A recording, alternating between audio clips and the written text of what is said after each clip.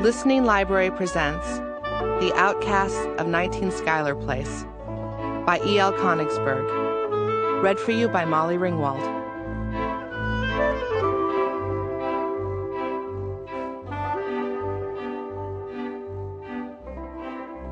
The year that I was 12. Sally Ride became the first American woman in space, and El Niño, a warming of the ocean water off the coast of Peru, affected weather worldwide and caused disasters on almost every continent on planet Earth. At El Niño's peak, the day was 0.2 milliseconds longer because the angle of Earth shifted, and President Ronald Reagan signed legislation declaring that Martin Luther King Jr. had been born on the third Monday of every January, and henceforth the days of his birth would be a legal holiday in our nation. And AT&T, the giant telephone company called Ma Bell, broke up and gave birth to several independent low-cost long-distance communications companies. And the Federal Communications Commission authorized Motorola to begin testing cellular phone services in Chicago. And Cabbage Patch dolls were selling so fast merchants couldn't keep them on the shelves. All of that is history now, and fortunately, so is the story I am about to tell. It begins when Uncle Alex retrieved me from summer camp. Bartleby at Tahlequah. 1. Uncle Alex was sweating when he arrived at Camp Tahlequah. No wonder. The Greyhound bus had left him off at the point where the camp road meets the highway, and it was all uphill from there. The camp road was not paved but laid with rough gravel.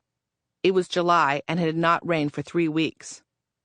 Uncle walked those 3 dusty miles wearing wingtip leather-soled Oxfords, a long-sleeved buttoned-up shirt, suit jacket, necktie, and a Borsalino hat. Tartufo, his dog, walked at his side. He had bought his hat, his shoes, and his dog in Italy. His hat was tan, his shoes brown, and his dog was white with brown spots. But by the time they arrived at the office, all were gray with gravel dust. Not until he was standing in front of the camp office did Uncle remove his Borsalino or put a leash on Tartufo. He stood on the bottom of the 3 steps leading to the office door and flicked the dust from his hat and as much as he could from Tartufo's paws. With his handkerchief, he wiped first his forehead and then his shoes. Having a shine on his shoes was an old-world point of pride. Holding his hat against his chest and Tartufo's leash with one hand, he knocked on the office door with the other. Mrs. Kaplan, the camp director, called, "Who is it?" and Uncle stepped inside. He told her that he was Alexander Rose and that he had come to take Margaret home. For the best part of a minute, Mrs. Kaplan was speechless. At last she said, "But just who are you?" "I am Margaret's uncle, Alexander Rose. Don't you remember? We spoke on the phone last night." Mrs. Kaplan had called shortly before 9. After introducing herself, she had said, "We are calling, Mr. Rose, because Margaret seems to be having a bit of a problem adjusting to camp life." "What have you done?" he had asked. "Everything," she replied. "We have done everything we know how to do, but she is totally unresponsive. When we ask her to do something, anything, she says, 'I prefer not to.'" "Let me talk to her." "We can't do that, Mr. Rose. Campers are to have no contact with their caregivers until the 2-week adjustment period is over. We cannot make exceptions." "Then how can I possibly help?" "We would like your input on how we can help her want to participate. We do not like to force our campers to participate." "I suggest you change your activities." "We can't do that, Mr. Rose. We cannot tailor our activities to every single child in this camp. As a matter of fact, it is the very nature of the activities we offer that sets Tahlequah apart from all the other camps. We want Margaret to fit in, Mr. Rose." "Let me think about this," he said. "I'll be in touch." Uncle had thought about it and decided that the best thing he could do would be to go directly to Camp Tahlequah and bring me back with him. Staying with my uncles, Alex, who was an old bachelor, and Morris, his brother, a widower, had been one of my 2 first choices of what to do with Margaret while my parents were in Peru. The uncles lived in an old house on Schuyler Place. I loved them, their house, and their garden. Them. I loved their old-world habits, like wearing a Borsalino hat from Italy instead of a baseball cap. Neither one of them owned a baseball cap, or blue jeans, or sneakers, or a sports shirt. They never watched sports on TV and had never been to a football game, even when the home team, Clarion State University, was playing. They could speak 3 languages besides English.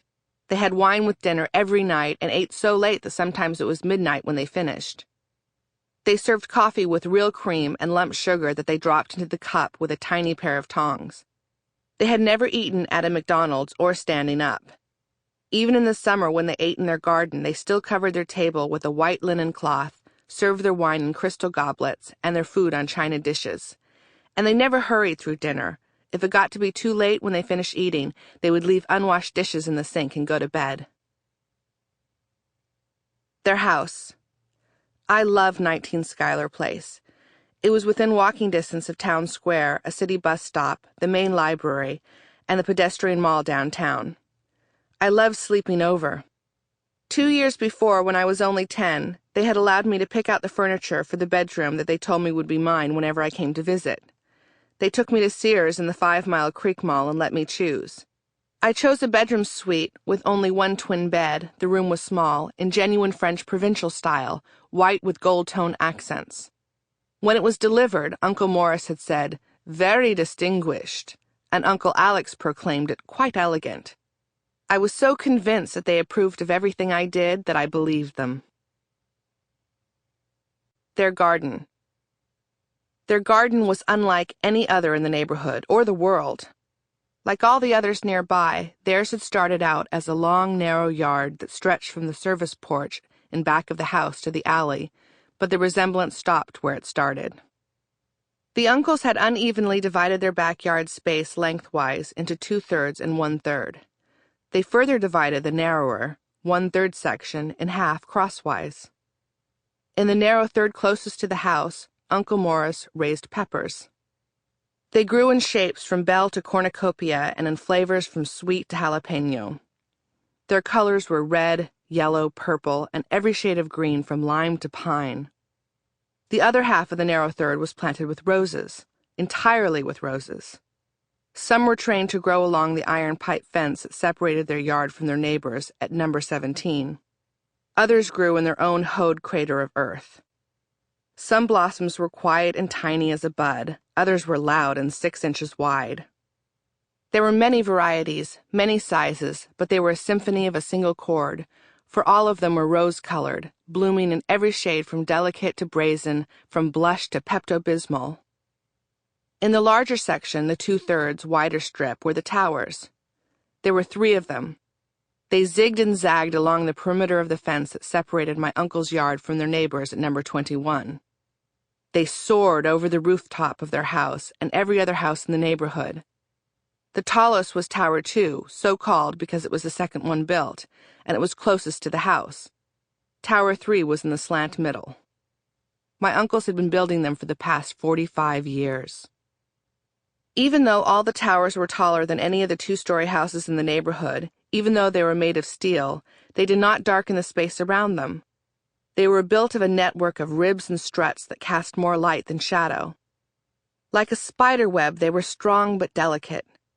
From each of the rungs, from each section of each of the rungs, dangled thousands of chips of glass and shards of porcelain and the inner workings of old clocks.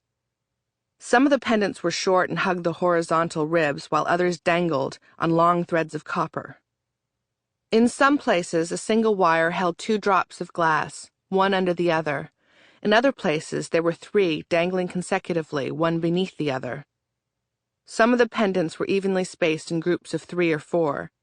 Some were bunched together like the 16th notes on a musical staff, followed by a single large porcelain bob, a whole note rest. On another rung, or perhaps at a distance on the same rung, a series of evenly spaced glass drops dangled in a rainbow of colors. Like gypsy music, my uncles were Hungarian. The pendants hung in a rhythm that is learned but cannot be taught. The towers were painted. Sample complete. Ready to continue?